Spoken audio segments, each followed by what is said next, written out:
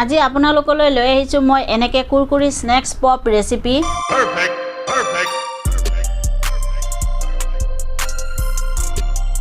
একদম সিম্পল এটা ৰেচিপি। আশা কৰোঁ আপোনালোকৰ ৰেচিপিটো খুবেই ভাল লাগিব।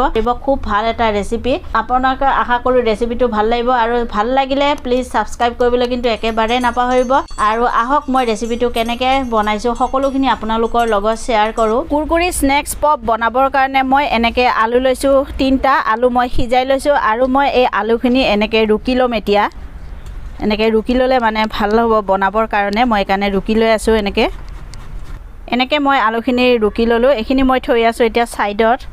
আৰু মই এনেকৈ লৈ লৈছোঁ চাউলখিনি মই 2 ঘণ্টা আগতে এনেকৈ তিয়াই থৈ দিছিলোঁ। চাউল মোৰ ধুনীয়া কোমলি গৈছে আৰু এইখিনি মই এতিয়া মিক্সি জাৰ এটাত লৈ ল'ম। কুৰকুৰিটো বনাবৰ কাৰণে মই এনেকৈ চাউল লৈ লৈছোঁ 1 কাপ। চাউলখিনি মই এতিয়া মিক্সিত পিচি ল'ম আৰু মই এনেকৈ জাৰটোত লৈ লৈছোঁ। এতিয়া ইয়াত দি আছোঁ পানী। বেছি পানী নিদিওঁ, মই অকণমান পানী দিওঁ। যদি দৰকাৰ হয় আকৌ মই পানী দি এইখিনি পিচি ল'ম। এতিয়া মই এইখিনি পিচি ল'ম আৰু এনেকৈ চাওক মই এইখিনি পিচি ল'লোঁ। ধুনীয়া মোৰ এইখিনি গুড়ি হৈ গৈছে। এতিয়া মই এইখিনি এনেকৈ আলুখিনি লৈ ল'ম। আলুখিনিত এনেকৈ দি ল'ম মই এইখিনি। এনেকৈ মই লৈ ল'ম গোটেইখিনি। খুব ভাল এটা ৰেচিপি আপোনালোকে বনাব আৰু এনেকৈ বনাই খাব, খায়ো খুব ভাল লাগিব। আপোনালোকক মই আজি যেনেকৈ দেখুৱাইছোঁ এনেকৈ বনাবচোন। এতিয়া মই এইখিনি আলুৰ লগত ধুনীয়াকৈ এইখিনি মিক্স কৰি ল'ম। এনেকৈ মই ধুনীয়াকৈ মিলাই ল'ম এইখিনি গোটেইখিনিও। এনেকৈ মই ধুনীয়াকৈ এইখিনি মিক্স কৰি ল'লোঁ চাওক। আৰু মই দি আছোঁ এনেকৈ গাজৰ মই সৰু সৰুকৈ ৰুকি লৈছোঁ। এইখিনি মই এতিয়া ইয়াত দি দিছোঁ। দি আছোঁ মই এনেকৈ পেপচিকাম এটা কাটি লৈছোঁ। এইখিনিও মই ইয়াত দি দিছোঁ। আৰু লৈ আছোঁ এনেকৈ সৰু সৰুকৈ বিলাহী এটা কাটি লৈছোঁ। এইখিনিও মই ইয়াত দি দিছোঁ। আৰু আপোনালোকে যদি বিলাহী পচন্দ নকৰে তেতিয়াহ'লে আপোনালোকে ইয়াত ৰঙা পেপচিকাম পায় ন, সেয়াও দিব পাৰিব। আৰু এনেকৈ মই দি আছোঁ ধনিয়াৰ পাত কাটি লৈছিলোঁ। এইখিনিও মই দি দিছোঁ। দি আছোঁ মই এনেকৈ সৰু সৰুকৈ শুকান জলকীয়া মই কাটি লৈছিলোঁ। এইখিনিও মই এতিয়া দি আছোঁ ইয়াত। আৰু দিছোঁ এনেকৈ আদা নহৰুৰ অকণমান পেষ্ট। দি আছোঁ এনেকৈ অৰ্গেনো দিলে খাবলৈ ভাল হ'ব, এটা ধুনীয়া চেণ্ট হয়। আৰু এনেকৈ দি আছোঁ আধা চামুচ গোলমৰিচৰ গুড়ি। দিছোঁ এনেকৈ আধা চামুচ জিৰাৰ পাউডাৰ। দি আছোঁ ৰেগুলাৰ ইউজ কৰা নিমখ 1 চামুচ। আৰু কুৰকুৰিটো একদম চফ্ট আৰু ভাল হ'বৰ কাৰণে মানে মচমচীয়া হ'বৰ কাৰণে দি আছোঁ মই এনেকৈ বেকিং পাউডাৰ 1 চামুচ। আৰু আপোনালোকৰ তাত বেকিং পাউডাৰ নাথাকিলে খোৱা চ'ডা যে পায়, খোৱা চ'ডাও আপোনালোকে ইয়াত ব্যৱহাৰ কৰিব পাৰিব। মই ইয়াত দিছোঁ 1 চামুচ বেকিং পাউডাৰ। এতিয়া এইখিনি গোটেইখিনি একেলগে মিক্স কৰি মই ধুনীয়াকৈ সানি ল'ম। এনেকৈ চাওক মই গোটেইখিনি মিক্স কৰি ল'লোঁ। এইখিনি মই এতিয়া থৈ দিম ছাইডত। আৰু আপোনালোকক দেখুৱাই আছোঁ মই কেনেকৈ বনাম। এনেকৈ মই পলিথিন লৈ লৈছোঁ।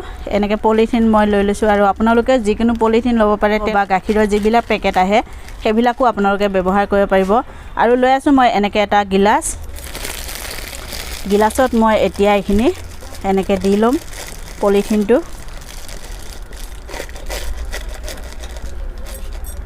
দি মই এতিয়া ইয়াত এইখিনি দি ল'ম। এনেকৈ মই পলিথিনটো লৈ লৈছোঁ। আৰু চাওক মই এনেকৈ কাটি লৈছোঁ অকণমান। আৰু আপোনালোকে যিমান ডাঙৰ সৰু কৰিব বিচাৰে সিমান জোখত আপোনালোকে এনেকৈ কাটি ল'ব। তেল মোৰ গৰম হৈ গৈছে চাওক। আৰু মই আপোনালোকক দেখুৱাই আছোঁ অকণমান দি তেল কেনেকুৱা গৰম হৈছেনে নাই চাবৰ কাৰণে। এয়া চাওক মোৰ তেল গৰম হৈ গৈছে আৰু উঠি আহিছে মোৰ লগে লগে।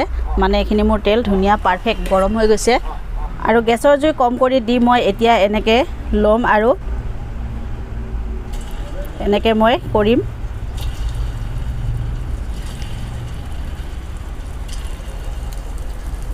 দেখিছেনে, হাতো লেতেৰা নহয় আৰু ধুনীয়াকৈ আপোনালোকে এনেকৈ বনাব পাৰিব।